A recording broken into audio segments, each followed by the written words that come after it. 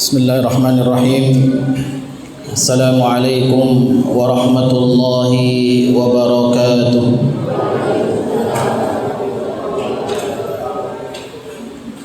Alhamdulillahi rabbil alamin. Wa bihi nasta'inu ala umuri dunya waddin. Wa nashhadu an la ilaha illallah wahdahu la sharika lah. وأشهد أن محمدًا عبده ورسوله اللهم صل وسلم وبارك على سيدنا وحبيبنا محمد صلى الله عليه وسلم وعلى آله وصحبه أجمعين اللهم لا سهل إلا ما جعلته سهلا وأنت تجعل الحزن إذا شئت سهلا سهل لنا أمورنا وارحمنا برحمتك يا أرحم الراحمين. Ikhwan dan akhwat fid din, a'azzani Allah wa iyyakum.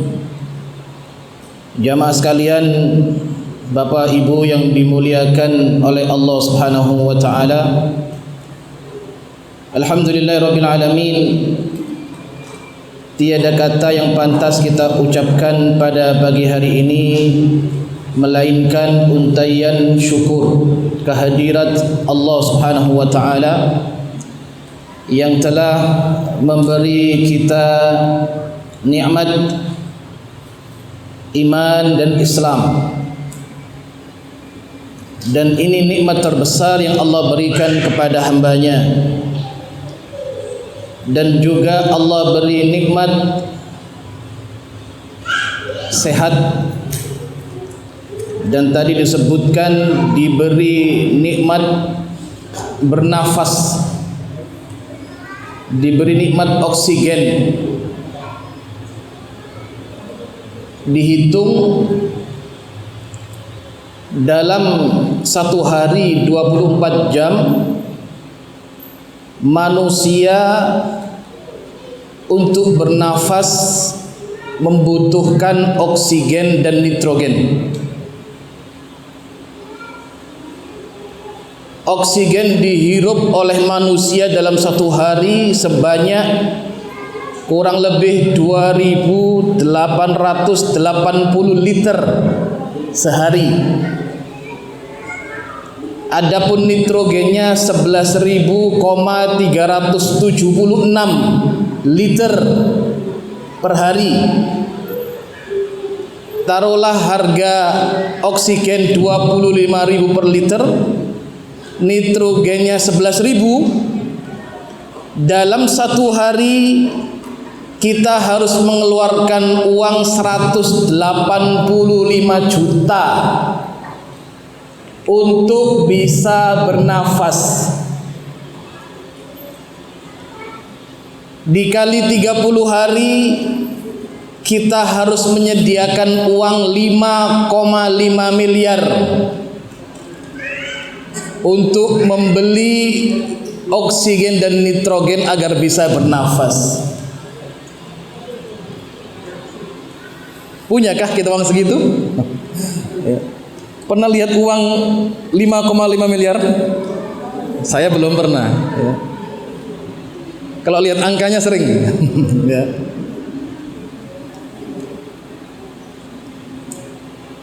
Masya Allah, itu baru nafas ya. Maka Allah katakan, wa fi anfusikum afala tubsirun. Tidakkah kalian melihat bagaimana kalian diciptakan oleh Allah Subhanahu wa taala? Kita baru bicara nafas.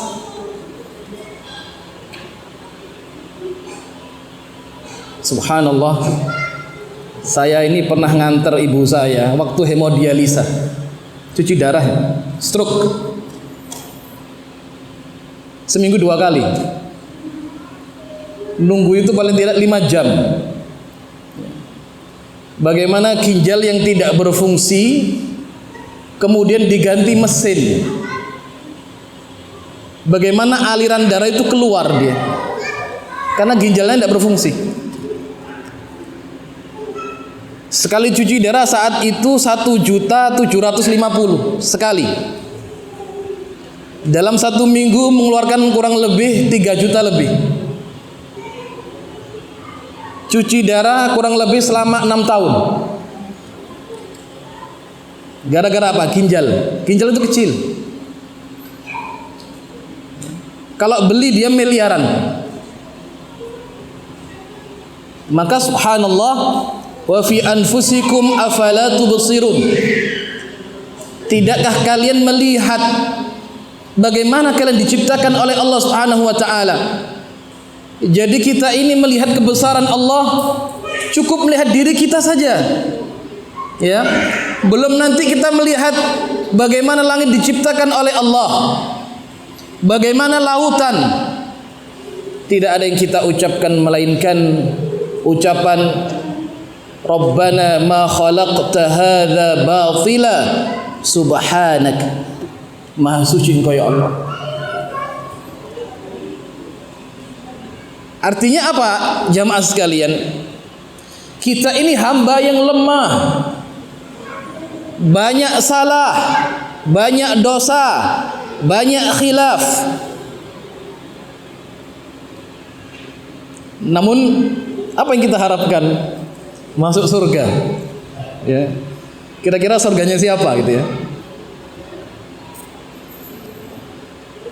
Kita ini muqassir. Muqassir itu orang yang mungkin kebaikannya tidak banyak, tapi begitu besar kasih sayang Allah ini kepada hambanya. Itu muqaddimah dan prolog. Tadi disebutkan oksigen matanya. Jadi mahal ternyata oksigen itu. Alhamdulillah, Allah berikan gratis. Itu kalau kita bayar berapa triliun dari lahir sampai sekarang. Mohon maaf, ini yang paling sepuh datuk di sini. Ya. Berapa usia kita sekarang ini gratis tidak bayar oksigen? Kalau Allah tagih, mana kita bisa bayar? Tidak ada. Dan Allah hanya meminta kita ini mengabdi kepada Allah. Itu saja. Ya. Semua kebaikan-kebaikan yang kita lakukan bukan kepada Allah kembalinya, tapi kepada diri kita sendiri. Jamaah sekalian, taruhlah seandainya kita ini tidak mau mengenal Allah. Udah, hidup ini urusan kita dunia saja. Tidak pernah mikir pengajian, tidak pernah baca Al-Quran, tidak pernah sholat. Seandainya manusia sepakat tidak ada yang sholat, tidak mengurangi keagungan Allah. Allah maha besar, Allah maha kuasa. Allah tidak butuh sama hambanya. Namun kita yang butuh kepada Allah, butuh kepada ampunan Allah, butuh kepada kasih sayang Allah, sampai nanti butuh kepada ridha dan surga Allah Subhanahu wa ta'ala. Alhamdulillah, Allah kumpulkan kita di tempat ini, tempat yang barakah, bi'ah Qur'aniyah. Disebutkan dalam hadis, majtama'a qaumun fi baitin min buyutillah yatluna kitab Allah wa yatadarasunahu bainahum illa nazalat alaihimus sakinah wa ghasyiyatuhumur rahmah wa haffathumul malaikah wa dzakarallahu fi man indah. Pagi hari ini terkumpul 4 kebaikan. Kata Rasulullah, tidaklah suatu kaum mereka berkumpul di rumah dari rumah Allah. Hada baitun min buyutillah. Ini rumah Allah. Di mana ada suatu kaum mereka duduk dan berkumpul, yatluna kitab Allah. Alhamdulillah, tadi sudah dibacakan Al-Quranul Karim, Masya Allah. Wa yatadarasunahu bainahum. Kemudian dikaji, dipelajari. Allah berikan yang pertama, illa nazalat alaihimus sakinah. Maka Allah akan turunkan sakinah, ketenangan jiwa, Ketenangan jiwa ini kalau kemudian bisa diwujudkan barang dan bisa dijual di pasar, akan banyak orang yang mencari dan membelinya. Jamaah sekalian. Namun di mana letaknya sakinah? Dalam hati. Kebaikan yang pertama. Wa ghasyyathumur rahmah. Orang yang dalam majelis ilmu dinaungi rahmat Allah. Jadi doakan malaikat. Apa kata malaikat? Allahumma ighfir lahum warhamhum. Orang yang datang dalam majelis didoakan, baik yang ngantuk ataupun yang tidak, yang bersandar ataupun yang tidak. Kadang jasadnya di masjid, pikirannya di rumah atau di pasar. Malaikat semuanya mendoakan. Nanti kadang ada yang pulang bawa ilmu 50%, ada yang 90%. Ada Ustaz Alif tadi nyampaikan apa ya? Tidak tahu ya. Semuanya didoakan malaikat. Ya. Ghasyyathumur rahmah wa haffathumul malaikah. Dinaungi oleh malaikat Allah. Wa innal malaikah la tadau ajnihataha. Malaikat itu kalau melihat orang yang hadir dalam majelis ilmu, diletakkan sayapnya ridha, karena ridha kepada orang yang bermajlis ilmu. Yang keempat, wa dzakarallahu fi man indah. Dan Allah sebutkan mereka ini orang yang didekatkan di sisi Allah. Alhamdulillah ya, kita dibimbing oleh Allah dalam kebaikan. Masya Allah. Paling tidak dalam seminggu sekali ini rutin minimal ada majlis. Syukur-syukur bisa lebih. Atha bin Rabah mengatakan majlis ilmu bisa menghapus 99 majlis lahwun. Ya. Jadi majlis ilmu bisa menghilangkan dosa-dosa majlis lahwun. Taruhlah kadang kalau kita mungkin sering ngegosip, rasan-rasan, majlis rasan-rasan, majlis gosip, insya Allah lek minggu ngaji majlis gosipnya dihapuskan dosanya oleh Allah Subhanahu wa ta'ala. Alhamdulillah. Nah ini belum apa-apa sudah banyak snacknya ini. Masya Allah, bagaimana saya makannya?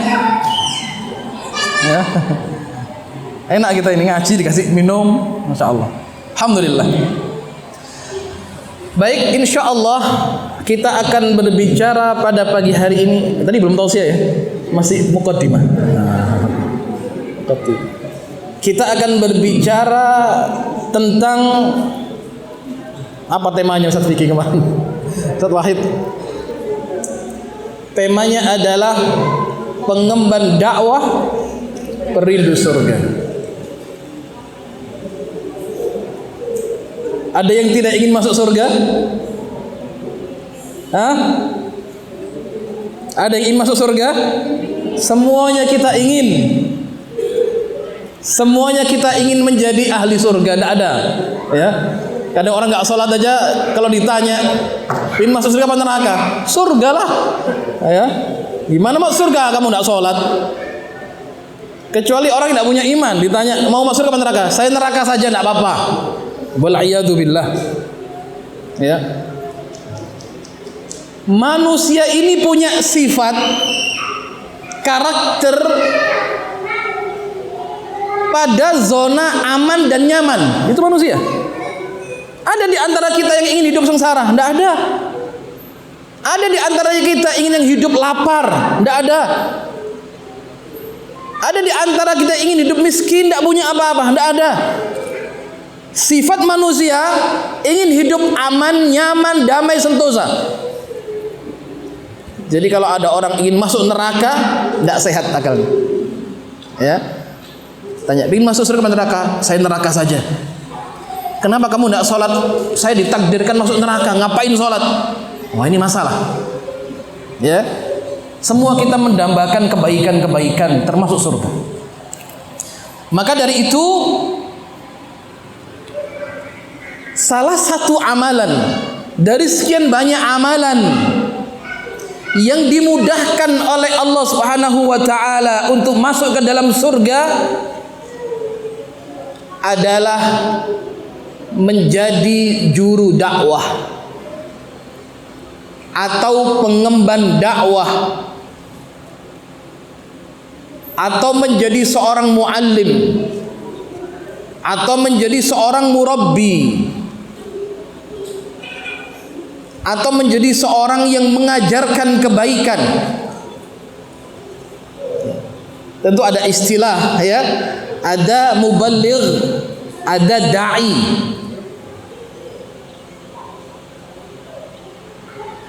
Ada muballigh, ada dai. Kadang anak-anak kita ditanya, cita-cita kamu besok jadi apa? Saya jadi muballigh. Nah, itu. Kamu apa? Saya jadi dai. Kamu apa? Saya jadi ustadz dan ustadzah. Masya Allah. Ya. Ada yang saya jadi tentara. Masya Allah. Nah, muballigh dan dai ini sama, ya, dia punya istilah yang berbeda, intinya sama. Apa itu dai? Dakwah, aktivitas yang dilakukan oleh seseorang untuk mengajarkan kebaikan kepada orang lain. Ya, itu muballigh. Dai menyampaikan pesan dengan bahasa yang baik dan hikmah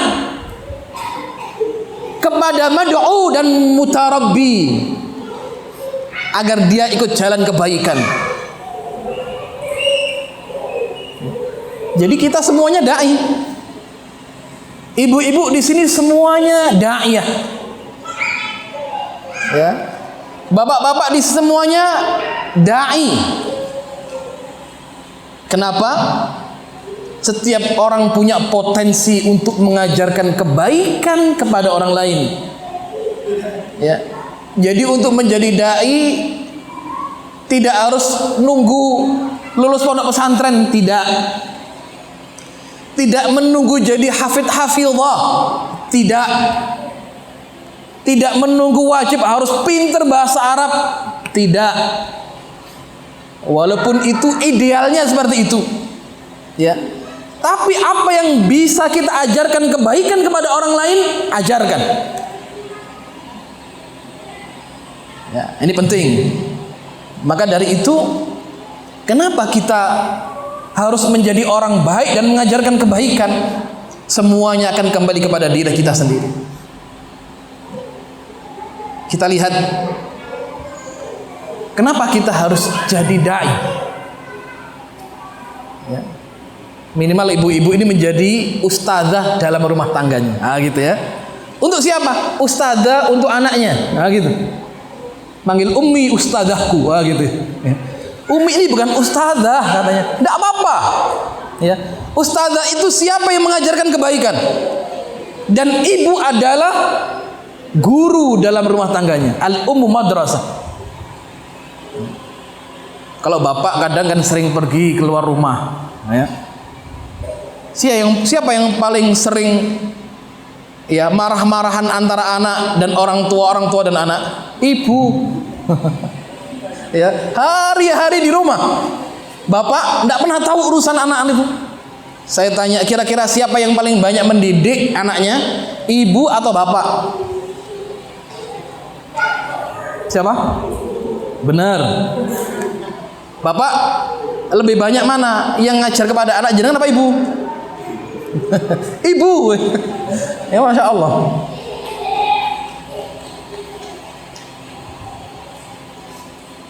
Artinya adalah kita ini semuanya dai.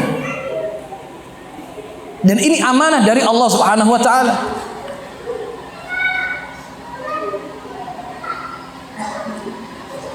Nah, walaupun ini berat, ya. Kenapa kita menempuh jalan ini jamaah sekalian? Maka ulama memberikan petunjuk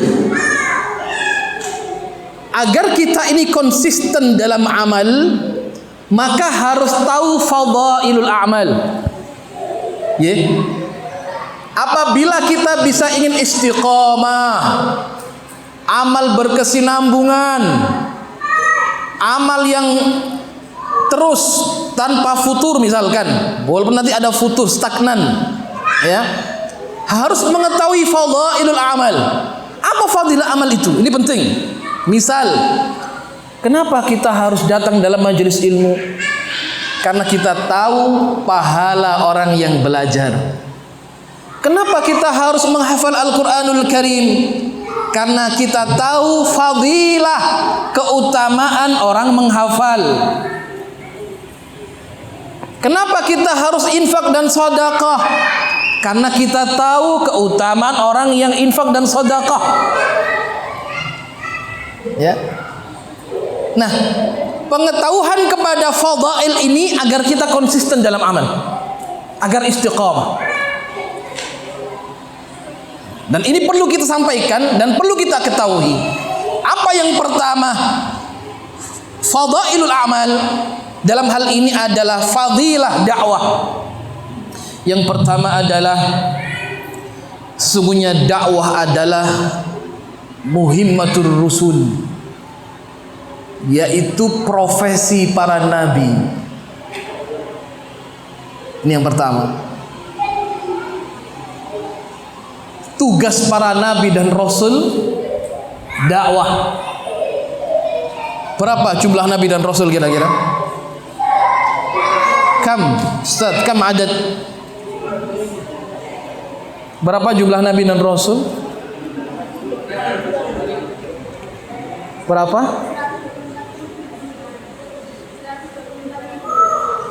Hadza qala an-nisa ustadzah wa anta rijal. Ustaz, kam adadu al-anbiya war rusul kam?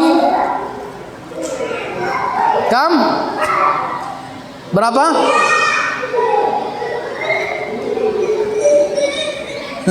Ya. Ada yang mengatakan 124.000.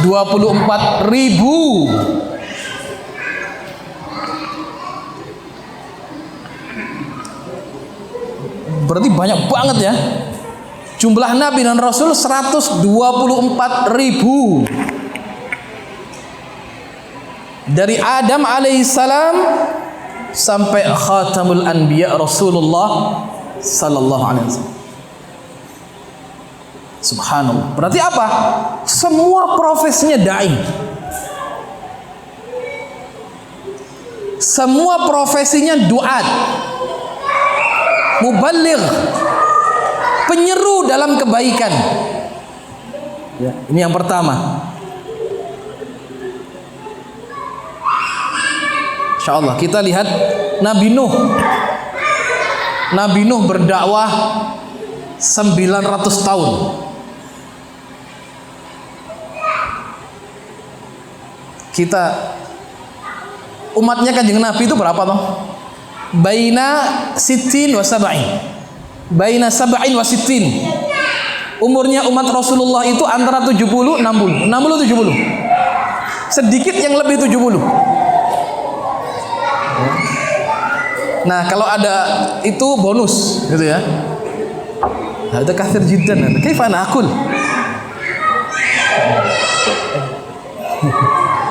Insyaallah. Banyak banget. Baik. Sampai mana tadi saya bicara?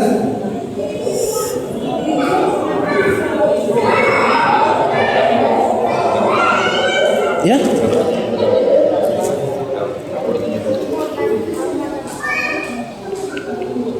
Baik. Jadi yang lebih 70 itu bonus ya. Sekarang anak muda banyak masih muda asam urat. Ya. Biasanya identik asam urat ini orang tua. Anak muda sudah pada ubanan anak sekarang. Ya. SMA sudah banyak uban. Masya Allah. Nah, umat terdahulu usianya panjang. Nabi Nuh berdakwah 900 tahun. Bagaimana Ibrahim alaihissalam berdakwah kepada ayahnya. Bagaimana perhatian Nuh kepada anaknya. Ya bunayya arkam ma'ana wa la takum ma'al kafirin. Wahai anakku, kemari, ikut bapak, ikut ayah. Jangan menjadi dengan orang-orang yang kafir. Ya, saat air bah itu kemudian meninggi, ingin diseru anaknya dalam kebaikan. Apa kata anaknya? Qala la 'asimal yaum. Ya. Qala la Kaif ayat? Qala Nuh la 'asimal yaum min amrillah illa man rahim.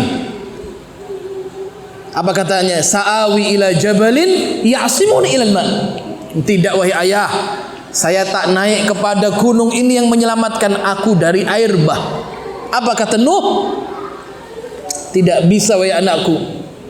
Tidak ada pertolongan kecuali pertolongan Allah. Maka anaknya ditenggelamkan oleh Allah Subhanahu wa taala. Nuh juga mengatakan, inni da'autu qaumi lailan wa nahara. Aku menyeru umatku siang malam, ya, malam siang, dan mereka justru semakin lari daripada dakwah kebaikan. Rasulullah sallallahu alaihi wasallam di Makkah berapa tahun? Berapa tahun di Makkah? 13 tahun. Di Madinah berapa? 10 tahun. Ya, kita lihat kesabaran Rasulullah sallallahu alaihi wasallam dengan ujian-ujian di dalam dakwahnya beliau. Masya Allah. Artinya apa? Jamaah sekalian, bahwasannya dakwah ini adalah aktivitas para nabi. Artinya kalau kemudian para nabi mengambil jalan ini, berarti ini menunjukkan kemuliaan jamaah sekalian. Ya. Ini yang pertama, fadilah yang pertama. Kenapa kita mesti berdakwah? Menyampaikan kebaikan kepada orang, karena dakwah adalah muhimmatur rusul, yaitu tugas para nabi dan rasul. Yang kedua, karena dakwah adalah ahsanul amal, amal yang paling utama.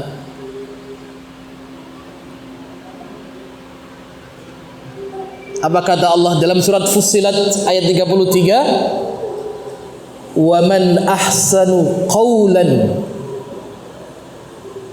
mimman da'a ila Allahi wa amila salihah.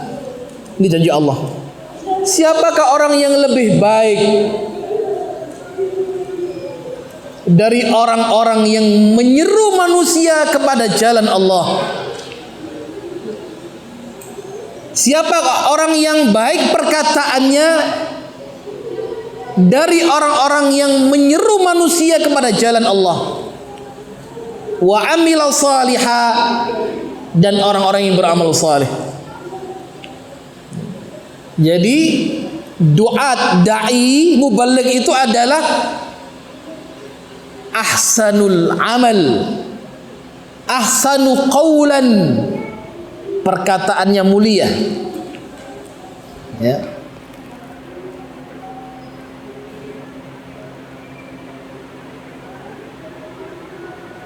Dalam riwayat lain dikatakan, subhanallah, ini kebaikan banyak sekali. Apa kata Rasulullah? Innal malaikah, sesungguhnya malaikat, wa ahlas, innallaha, sesungguhnya Allah, wa malaikatahu, dan malaikat-malaikatnya, wa ahlas samawati wal aradhin, dan penghuni langit dan bumi, wa hatta an-namlatu fi juhriha, sampai semut yang ada di dalam lubangnya, wa hatta al-hut, sampai kemudian ikan-ikan di lautan, la yusalluna ala muallimin nas al-khair, semuanya itu mendoakan, bersolawat kepada orang-orang yang mengajarkan kebaikan kepada manusia. Masya Allah. Allah, malaikatnya, penghuni langit, penghuni bumi, ikan-ikan di lautan, semut yang ada di lubangnya, mendoakan orang yang mengajarkan kebaikan kepada manusia. Ya, jadi mulia. Peran kita ini mulia, dimuliakan oleh Allah Subhanahu wa ta'ala. Jadi inti keutamanya cukup banyak sekali. Ya, nah ini menjadikan kita termotivasi untuk menjadi yang terbaik. Walaupun tidak ada manusia yang ma'sum kecuali siapa? Rasulullah sallallahu alaihi wasallam.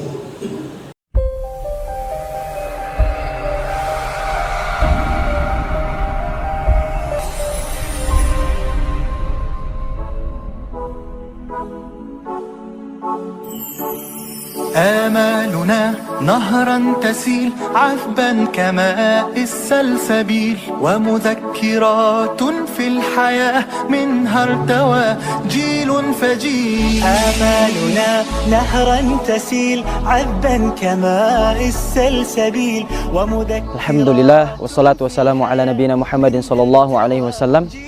Kaum muslimin yang dirahmati Allah Subhanahu wa taala, alhamdulillah dengan izin Allah Subhanahu wa taala telah 3 tahun berjalan proses pendidikan di Ma'had Tahfidzul Quran Safinatun Najah, yang dimana kita memiliki 23 santri. Alhamdulillah 5 orang dari mahasantri kita telah menyelesaikan hafalan Al-Qurannya, dan dengan izin Allah pula kita telah memiliki 1 masjid guna kepentingan taklim, 1 aula belajar, 4 rumah asatidzah, 1 asrama, dan 1 stable yang alhamdulillah kita sekarang memiliki kurang lebih 4 kuda, dan semoga terus bertambah ke depan. Sunanil huda wa 'anil mabadi ila namil bil azmi najtazul mada wa nusabiqu ad-darb at-tawil. افرض وجودك في الحياة وكن كما. Tugas utama dari lembaga pendidikan adalah menjawab tantangan zaman. Tantangan zaman itu adalah tantangan ekonomi, tantangan pertanian, sosial, bahkan mungkin politik, sistem, perikanan, mengelola alam semesta. Itu adalah tantangan-tantangan yang harus dijawab oleh lembaga pendidikan. Safinatun Najah adalah salah satu dari lembaga pendidikan yang ada di Indonesia, yang berada di Mana dan Bengkulu ini, diharapkan mampu menjawab tantangan-tantangan untuk generasi berikutnya. Pengolahan lahan ribuan hektar ini, bahkan jutaan hektar ini ada di kalian. Safinatun Najah atau lembaga pendidikan manapun menjadi referensi experience, pengalaman sukses berkumpul di situ, sehingga dia menjadi perpustakaan sukses, perpustakaan experience, perpustakaan pengalaman, dan di situ menjadi marja referensi untuk membangun bangsa menjadi lebih baik, menjadi membangun bangsa menjadi lebih maju, lebih berkualitas, lebih berdaulat. بالعزم هيا نمضي سويا نسمو ونرقى فوق الثريا لا تقل لوحدي أو كيف السبيل. Bismillahirrahmanirrahim. Alhamdulillah atas izin Allah Subhanahu wa taala, Pondok Pesantren Safinatun Najah telah mulai sedikit demi sedikit mengeluarkan para penghafal Al-Quran. Semoga Pondok Safinatun Najah di Bengkulu Selatan bermanfaat bagi para santri yang ingin belajar dan memperdalam ilmu Al-Quran di Pondok Pesantren Safinatun Najah yang terletak di daerah Selipi, Kabupaten Bengkulu Selatan, Kecamatan Pinang. افرض وجودك في الحياة وكن كما وقع المطر وانثر حروفك في السماء نورا كما ضوء القمر. بالعزم هيا نمضي سويا نسمو ونرقى فوق الثريا. Dari mana untuk dunia.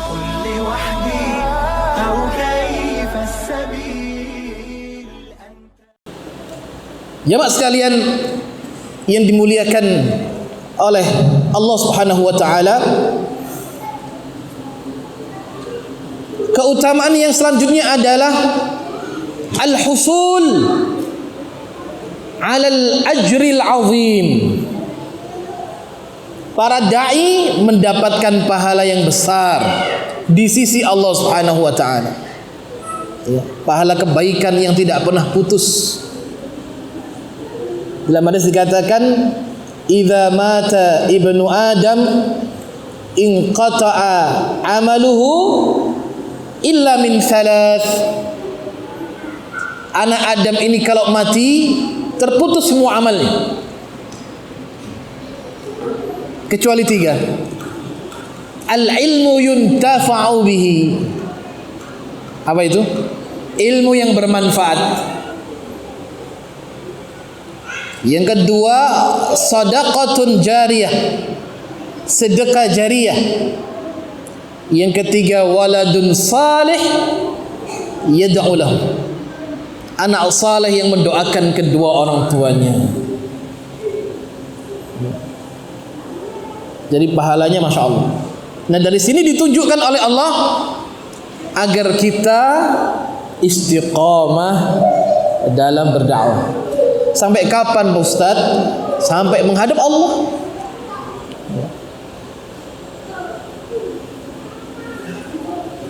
Ada ungkapan dari seorang syekh, kita hidup gak boleh lepas dari 2. Kalau tidak belajar, mengajar. Udah di sini. Aktivitasnya apa? Belajar, ngajar. Upgrade keilmuan, kulaan ilmu, ngaji, dan mengajarkan ilmu. Halas. Itu saja ya. Ini perannya para nabi. Apa kita tidak boleh bekerja? Boleh. Apa kita tidak boleh kaya? Boleh. Islam tidak melarang orang untuk hidup kaya, dan Islam tidak memerintahkan orang hidup miskin.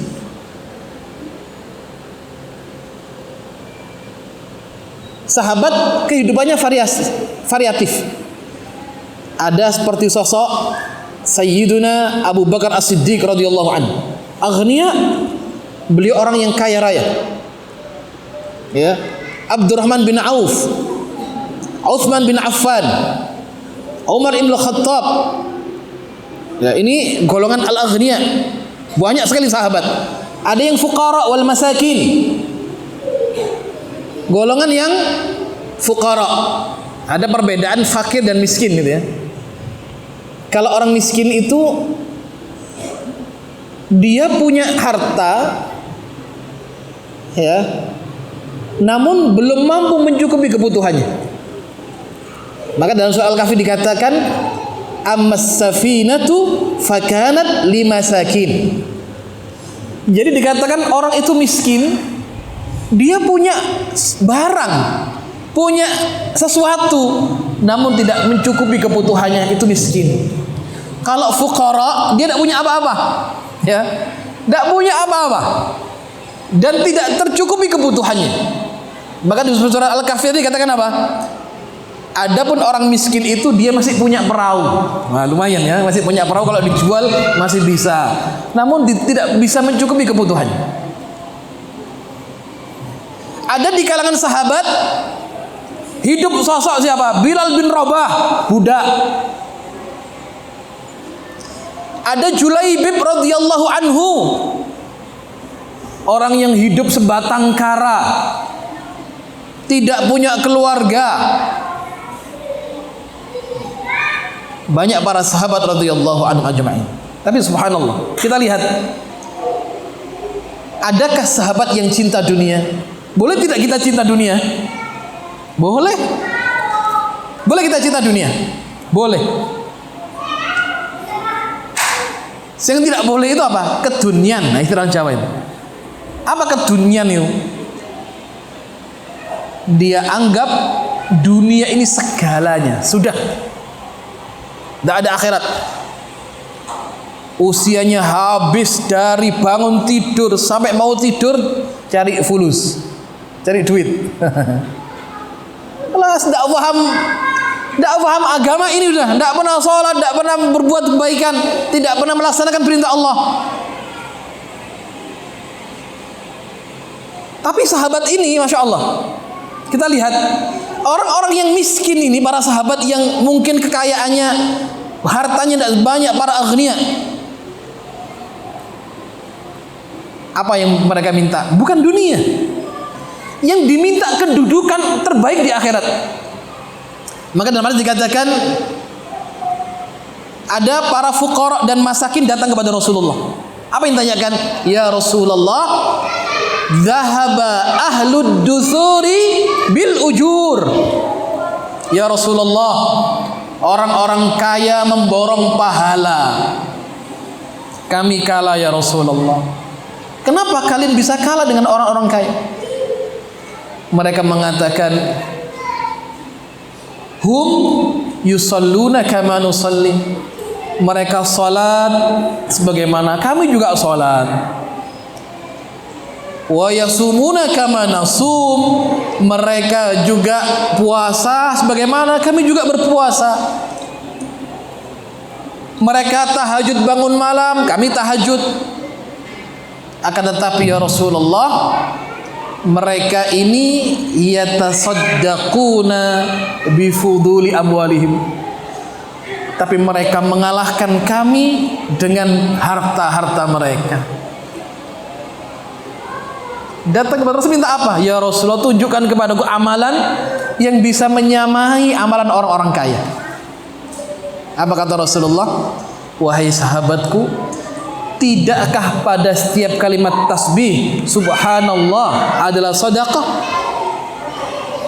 Dan tidaklah setiap kalimat takbir Allahu Akbar adalah sedekah? Dan tidakkah kalimat tahmid alhamdulillah adalah sedekah?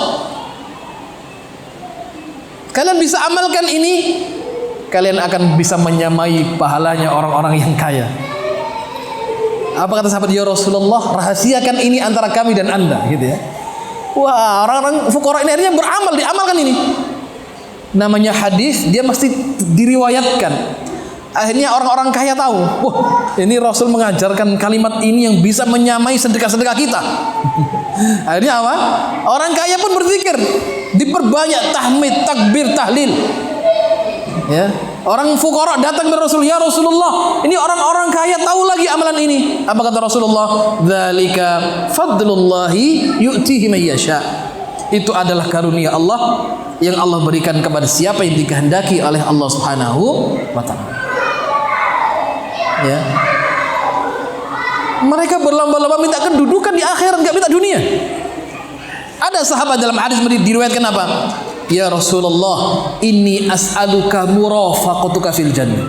Ya Rasulullah, tunjukkan untukku amalan yang nanti saya didekatkan seperti ini di surga dengan Anda. Apa kata Rasulullah? Tolonglah aku dengan engkau memperbanyak sujudmu. Ya. Apa yang ingin dikenal para sahabat? Kebaikan-kebaikan di akhirat. Kebaikan di dunia sifatnya pasti sudah. Ya. Nah, ada pertanyaan, kira-kira Rasulullah itu kaya atau miskin? Pertanyaan gitu. Rasulullah itu punya harta banyak atau tidak kira-kira?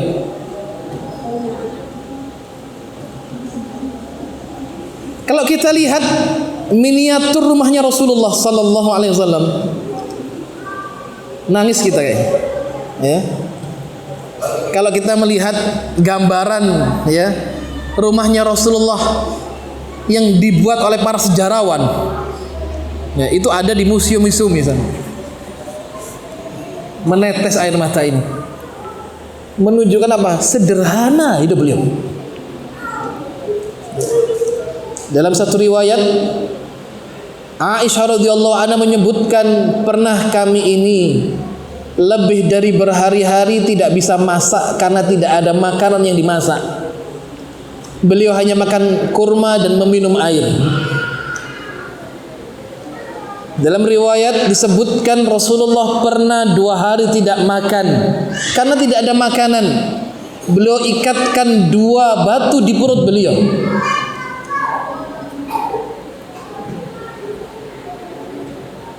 rumah beliau cukup sederhana.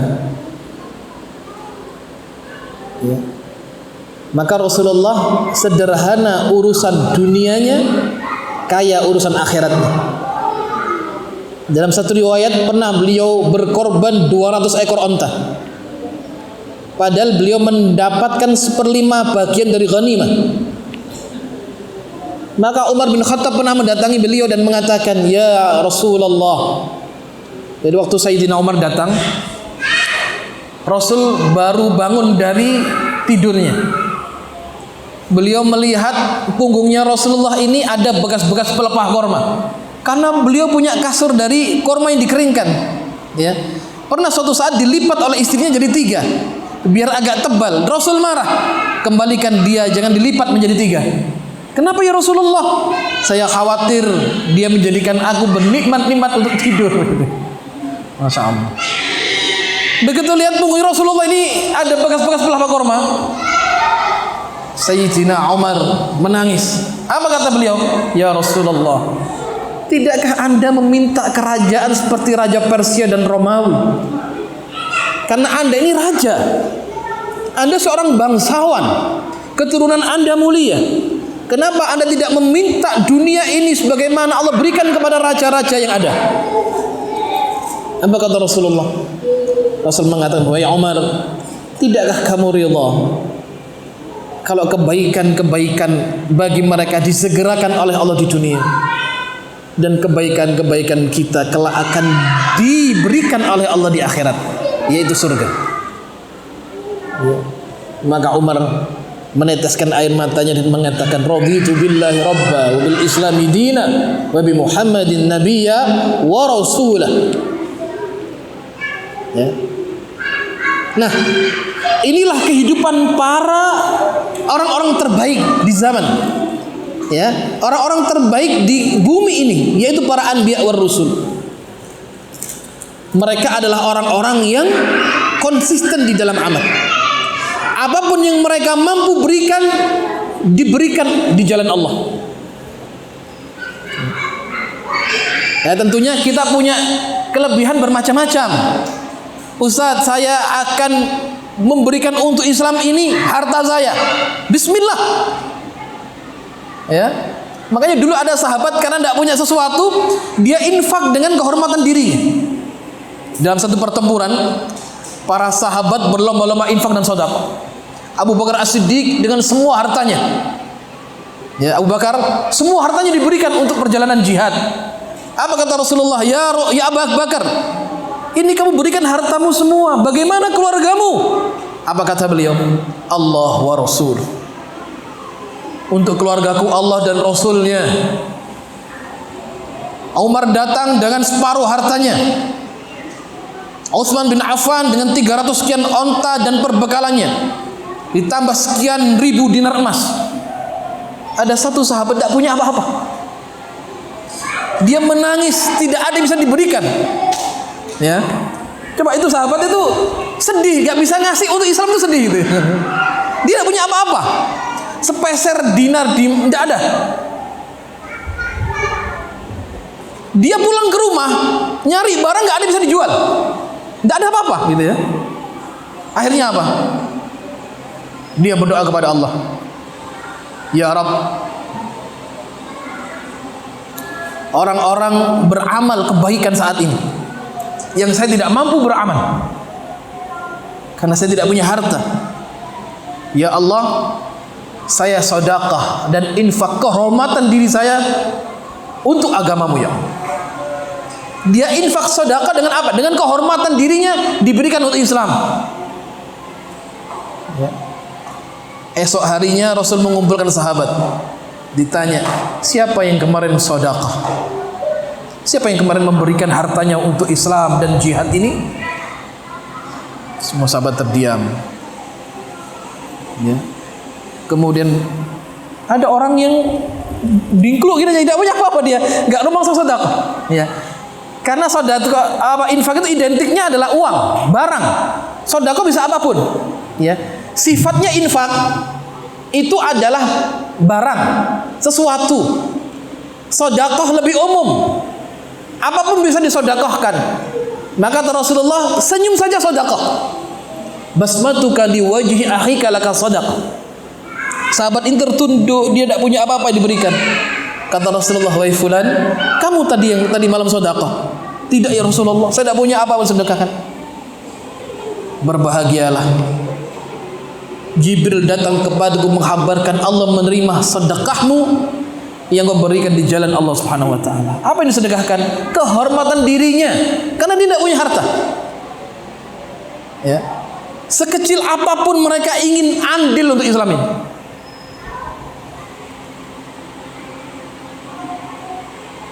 Kita lihat kehidupan para salaf, bagaimana mereka berlomba-lomba meraih kejayaan di akhirat.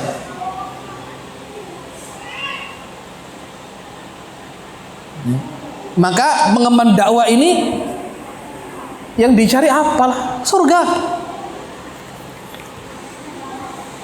Afan Ustadz, kita sampai jam 9.30. Sebentar ya, sabar ya. Kita ini kalau cari dunia kecil di dunia ini, Masya Allah.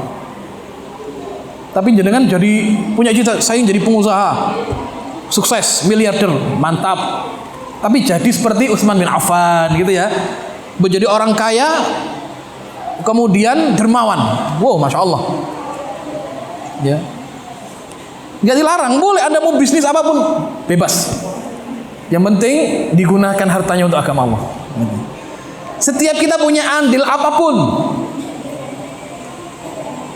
Sampai misalkan bangun masjid tidak punya uang, saya sodakoh tenaga, boleh. Tapi jangan dijadikan alasan ya. Aku sodakoh boleh dengan tenaga kok. Kita punya uang kok. Yang bagus uangnya keluar, tenaganya keluar, Masya Allah. Ya, jangan sodakoh. Aku tak nyumbang tenaga, woy. Padahal dia ngeluarkan uang eman-eman gitu ya. Saya tak sodakoh, senyum doa. Nggak perlu harta. Oh, tidak seperti itu. Bagusnya itu Anda sodakoh dengan senyuman, Anda sodakoh dengan tenaga, Anda sodakoh dengan harta, Anda sodakoh dengan dukungan. Insya Allah. Apapun kita berikan untuk agama ini. Maka dari itu jamaah sekalian yang dimuliakan oleh Allah Subhanahu wa taala, akhirat ini mahal. Surga ini mahal. Dunia ini kalau kita lihat, nikmat itu ada dua. Ada nikmat duniawiyah, ada nikmat ukhrawiyah. Nikmat dunia semua orang diberi oleh Allah. Ya, semua nikmat dunia diberi. Apa nikmat dunia? Harta, jabatan, popularitas, rumah, mobil, anak, istri, apapun diberikan. Mungkin kadang kita berpikir, ini ada orang tidak pernah sholat, tidak pernah ngaji, kerjaannya maksiat, tapi kok kaya? Nah gitu ya. Saya ini yang tiap hari banting tulang, peras keringat, sampai menghancurkan tulang, dari pagi sampai waktu cari uang, ya hidup gini-gini aja.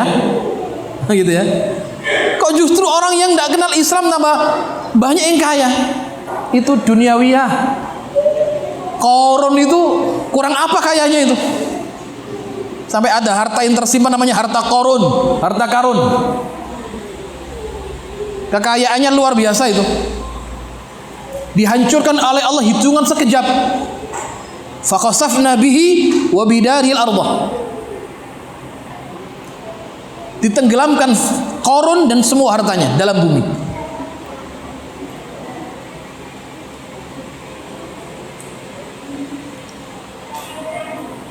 Subhanallah. Dihitung ya. Yang mahal ini nikmat Islam, iman, nikmat tafakuh, belajar. Taruhlah kalau tidak ada Islam kita ini jadi apa? Misalkan Anda saya kasih uang Rp 0,00000 rupiah, mau tidak? Tidak bakal mau. Anda beli ini aja satu tidak boleh. Anda punya uang Rp 0,00000 rupiah. Anda beli keropok satu aja tidak dapat. Tidak ada bilangannya berapa itu. Berapa ribu dia. Itulah dunia. Begitu ada angka 1 di depan, dia bernilai. Satu ini adalah Islam. Angka 1 ini adalah iman. Angka 1 ini adalah kebaikan-kebaikan yang Allah berikan kepada kita. Dia bernilai. Anda masukkan angka 1, dia terbilang 1 miliar. Gara-gara apa? Anda masukkan angka 1 di depannya. Sampai 1 triliun gara-gara angka 1-nya. 1 ini adalah Islam. Artinya apa? Hidup ini tidak ada nilainya, jamaah sekalian. Kalau kita tidak mengenal Allah, hidup ini akan bernilai kalau kita mengenal Allah. Ya. Hidup ini tak ada nilai kalau hidup kita ini hanya untuk dunia saja, tidak pernah ngurus akhirat. Justru hidup ini akan penuh makna kalau kita juga orientasinya adalah kehidupan akhirat. Saya tutup dengan hadis qudsi, dikatakan, a'dadtu li ibadi ma la 'ainun ra'at. Aku siapkan untuk hambaku mata yang belum pernah melihat keindahannya di dunia. Wala udhunun sami'at.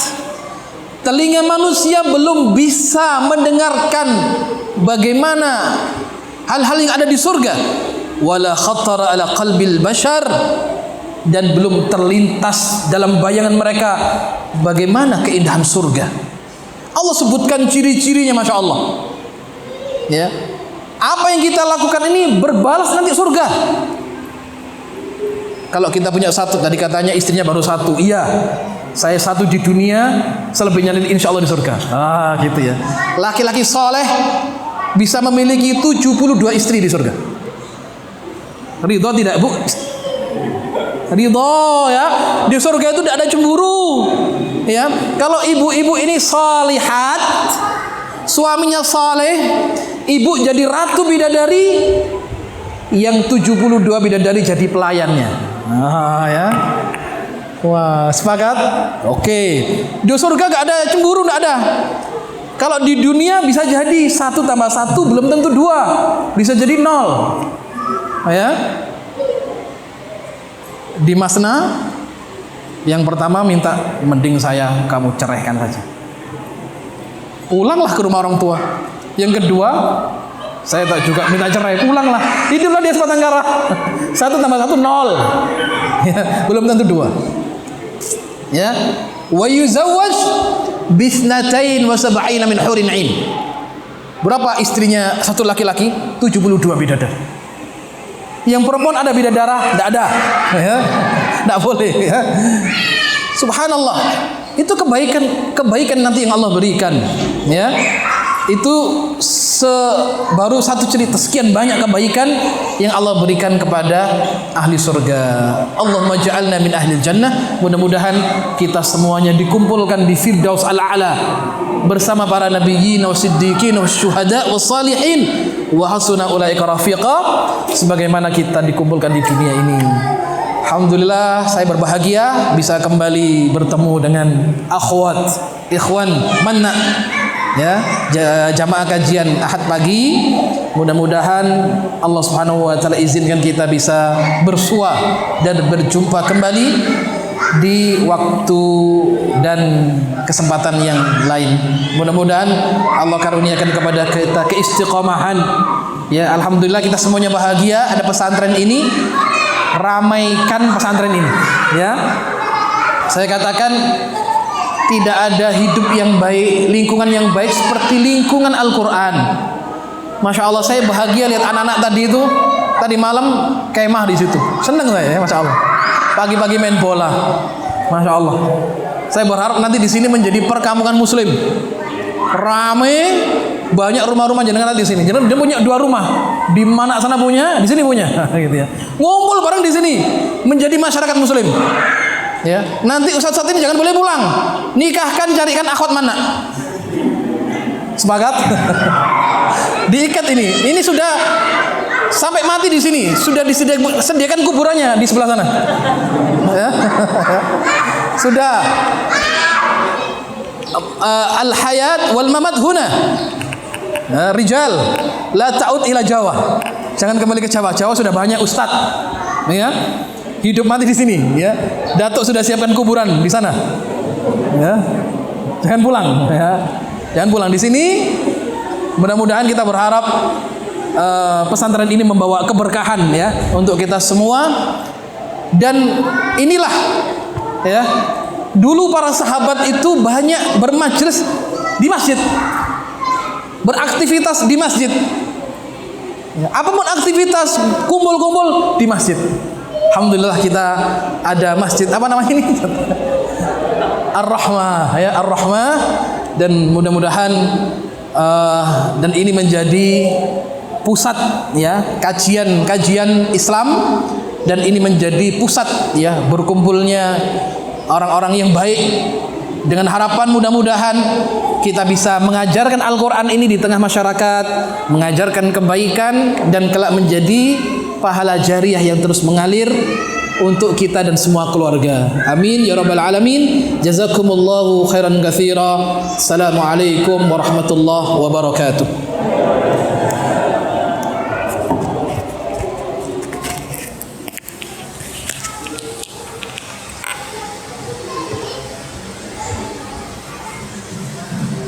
Jazakallahu khairan kepada Ustaz Ikhtiar.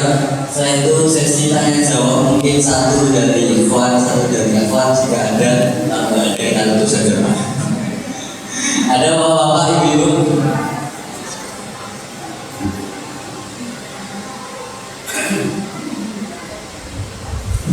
Bismillahirrahmanirrahim. Assalamualaikum warahmatullahi wabarakatuh.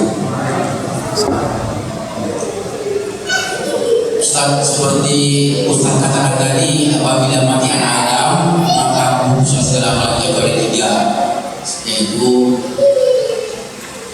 apa sih Ustaz? Ilmu yang bermanfaat, yang terhubung tadi, sedekah dan doa anak yang soleh. Kayak saya Ustaz, apabila mati anak Adam ini, apakah ada anjuran untuk melaksanakan seperti 3 hari, 7 hari sudah dimakan di selanjutnya, dan apa manfaat dan mudarat bagi yang melaksanakan dan bagi si mayit? Terima kasih. Wassalamualaikum warahmatullahi wabarakatuh. Assalamualaikum. Jazakumullah khair. Baik, tadi disampaikan kita ini kalau mati terputus semua amal kecuali 3: ilmu yang bermanfaat, sedekah jariyah, sedekah yang diberikan, dan anak yang saleh yang mendoakan kedua orang tuanya. Nah, tadi ditanyakan, kalau kita mati atau siapapun, adakah kemudian di dalam Islam ini diajarkan peringatan-peringatan 3, 7 hari dan seterusnya untuk mendoakan mayit? Apa manfaat dan mudarat? Baik, sejatinya di dalam Islam tidak ada ajaran peringatan hari-hari yang ditentukan sebagaimana yang Bapak sebutkan, dan itu tidak pernah dilakukan di fase sahabat, tabi'in dan tabi'ut tabi'in. Dulu waktu Ja'far bin Abi Thalib meninggal dalam perang Mu'tah, perang Mu'tah, bukan Mu'tah, Mu'tah, ya, beliau mengatakan, apa kata Rasulullah? Isna'u li ali Ja'far ta'aman. Buatkan untuk keluarga Ja'far makanan, karena beliau sedang berkabung keluarganya. Ya. Artinya justru yang masyru', yang disyariatkan adalah kita membantu keluarga mayit.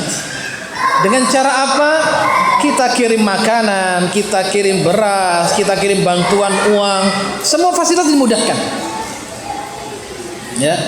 Dan ini yang disebutkan oleh para salaf dalam hal ini.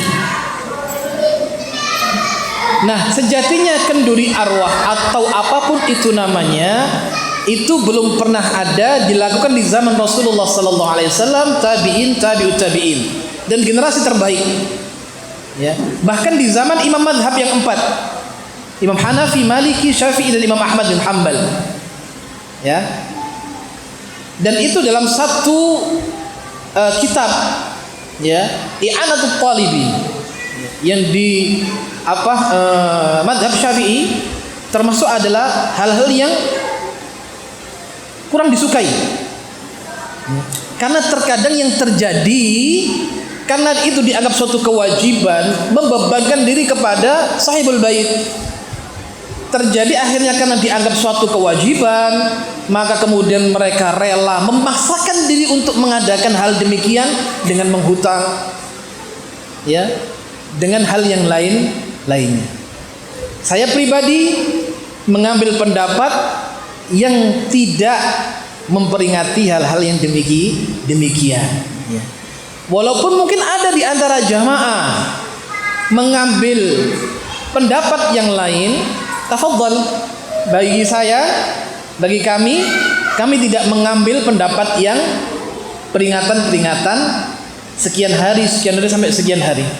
Karena berlandaskan hal ini tidak pernah ada contoh dari Rasulullah, sahabat, tabi'un dan tabi'ut tabi'in, dan generasi setelah mereka. Generasi amalan seperti ini muncul, ya, mutaakhirin, yaitu di zaman akhir-akhir saja. Ya. Nah, jadi artinya kemudian ada gini, ada perkataan kayak hewan saja nggak didoain. Kita mendoakan, ya, kita mendoakan, namun dengan metode dan cara yang lain, ya, bukan dengan peringatan-peringatan. Karena ada yang mengatakan, kok nggak diperingati, kayak hewan saja mati langsung dikubur, nggak didoain. Kita doakan. Termasuk apakah kita disyariatkan ziarah sunnah? Ada orang yang anti ziarah nggak perlu. Ziarah ini sunnah, ya, tapi dengan adab-adabnya. Bagaimana ziarah? Karena ada orang yang anti ziarah gini, ziarah itu nggak ada contohnya. Kata siapa? Ya, sampai anaknya lupa di mana kubur bapaknya karena nggak pernah diziarahi, lupa kubur ibunya karena nggak pernah dilihat. Ziarah masyru', disyariatkan dan disunnahkan, namun dengan adab-adab. Bagaimana caranya?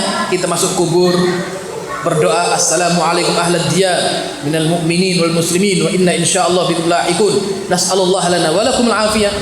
Kita datang ke kubur saudara kerabat kita, kita doakan kebaikan, Allahumma ighfir lahum warhamhum wa'afihim, dan seterusnya.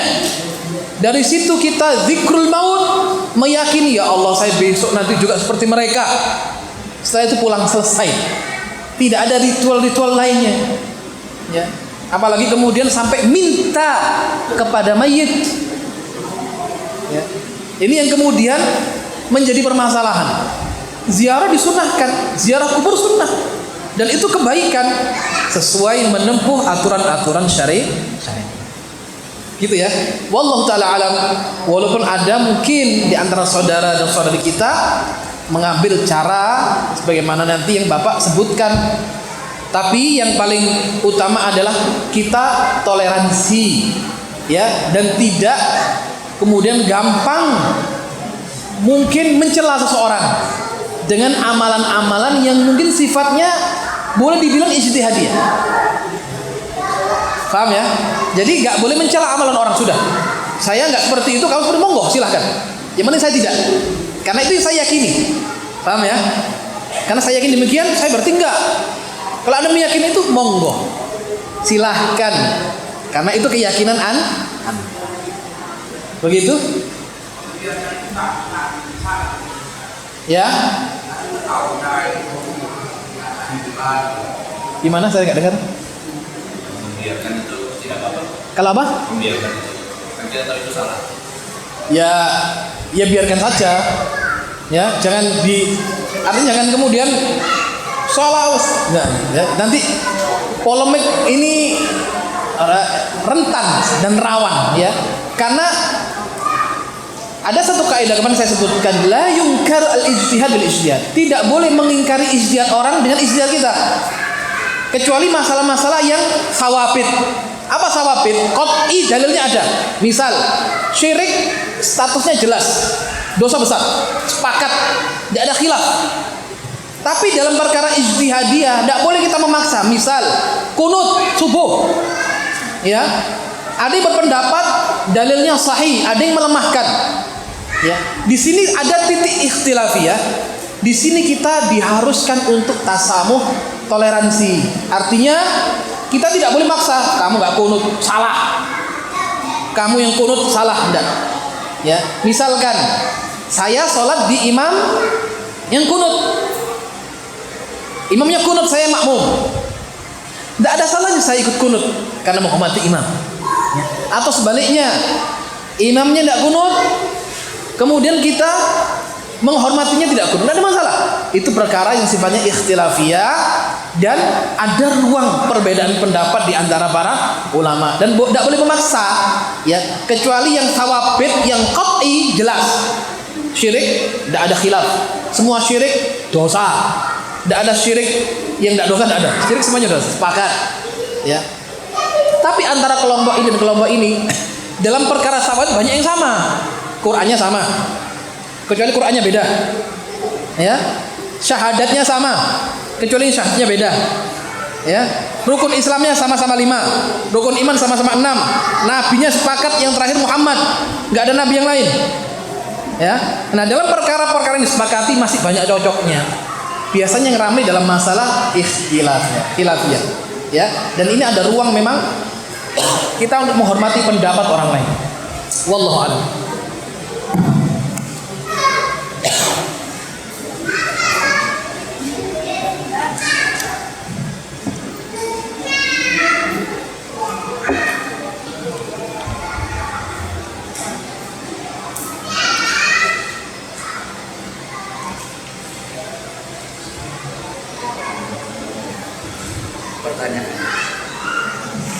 Pertanyaan ini, apakah betul menghuni neraka kebanyakan wanita? Apa yang harus kami lakukan agar tidak termasuk dalam hadis tersebut? Sangat benar sekali. Benar. Ya, penghuni neraka terbanyak adalah wanita. Ya, di akhir zaman perbandingan laki dan perempuan, laki-laki 1, perempuan 50. Nah, sekarang ini jumlah laki-laki punah. Saya tidak paham kenapa. Ya. Corona kemarin jumlah yang meninggal lebih banyak laki-laki daripada wanita.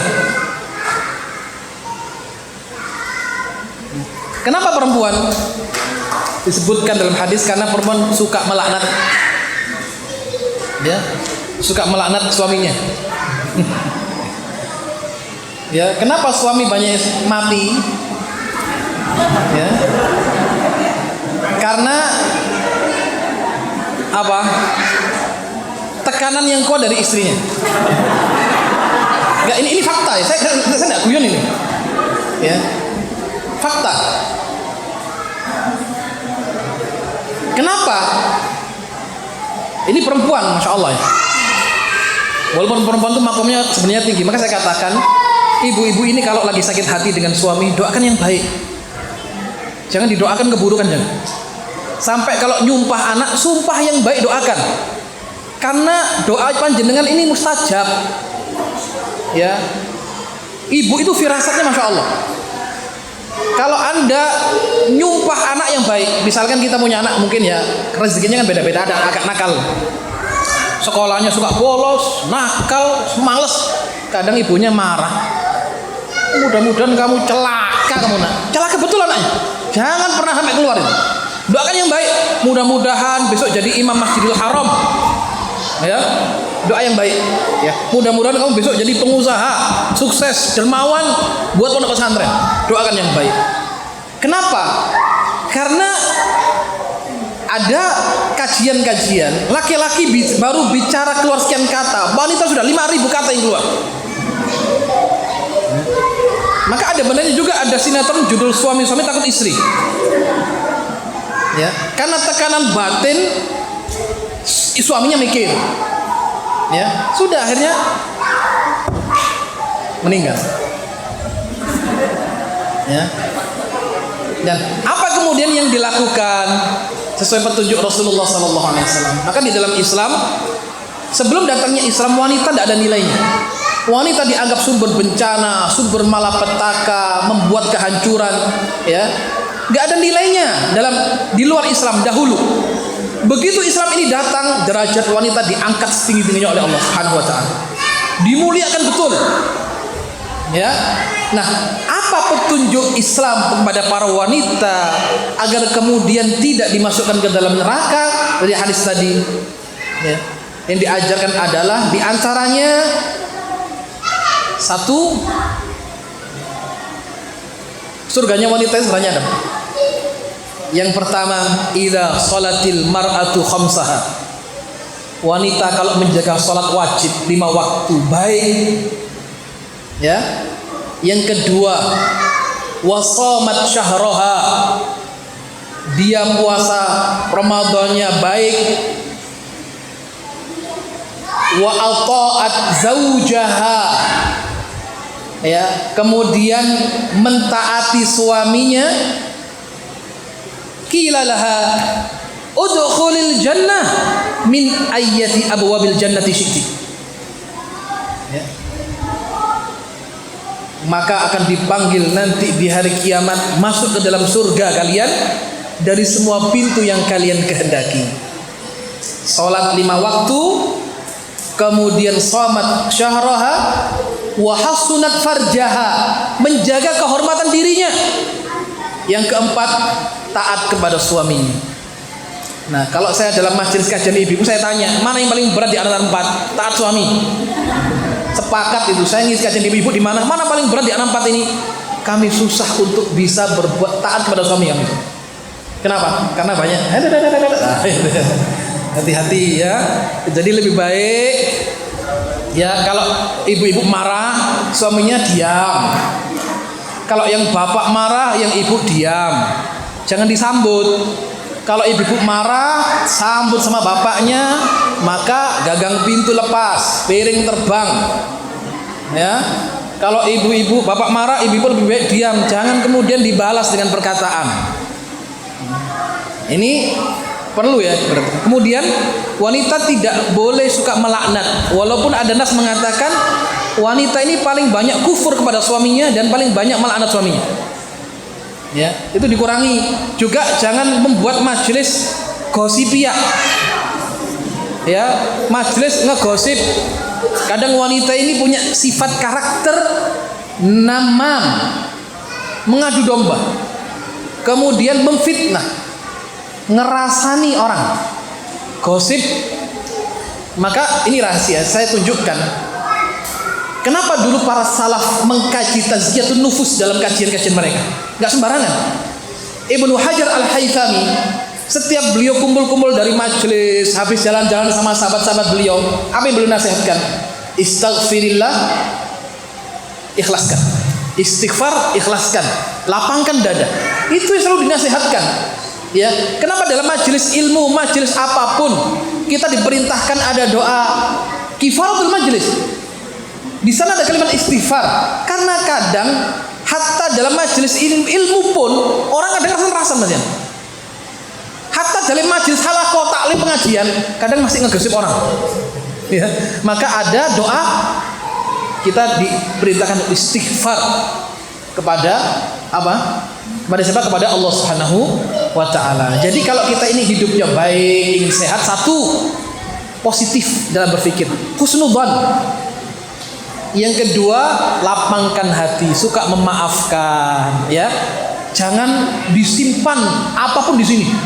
Jangan gampang suudzon. Nah, orang kalau suka suudzon, hatinya kotor, buruk kepada orang, orang cepat mati. Ya. Jadi hati ini harus suka memaafkan, lapang, ya. Kalau perlu suaminya berbuat salah, nggak usah nunggu suami minta maaf. Sudah ya, saya maafkan, nggak apa-apa, biasa saja. Nah itu, masya Allah itu ya. Biasanya ibu kayak gitu awet muda, ya. Jadi orang ibu-ibu yang suka memaafkan, biasanya awet muda, ya, nggak gampang stres. Wallahu a'lam. Coba.